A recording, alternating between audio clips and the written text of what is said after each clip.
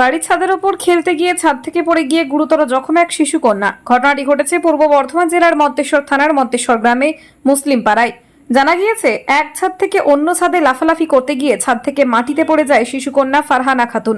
বাচ্চাটির মাথায়, গায়ে ও শরীরের বিভিন্ন জায়গায় আঘাত লাগে। পাশের বাড়ির লোকজন দেখতে পেয়ে তড়িঘড়ি আহত শিশুকন্যাটিকে মন্তেশ্বর স্বাস্থ্যকেন্দ্রে নিয়ে আসেন। মন্তেশ্বর স্বাস্থ্যকেন্দ্রের কর্তব্যরত চিকিৎসক দেখে পরিস্থিতির অবনতি বুঝে ফারহানা খাতুনকে বর্ধমান মেডিকেল কলেজে রেফার করেন। এই ঘটনায় মন্তেশ্বরের সকল মানুষ শোকাহত। মৃত্যুঞ্জয় যশের রিপোর্ট, এসএন বাংলা। বাচ্চা মেয়েটার সম্বন্ধে বাচ্চা মেয়েটার নাম হচ্ছে ফারহানা খাতুন, 9 বছর বয়স। ও ছাদের মধ্যে খেলা করছিল, খেলা করতে গিয়ে দুতলা ছাদ থেকে নিচেই পড়ে গেছে। কেমন আছে উনি? বর্তমানে এখন ভালো আছে। মন্তেশ্বর ব্লক স্বাস্থ্যকেন্দ্রে নিয়ে আসা হয়েছিল।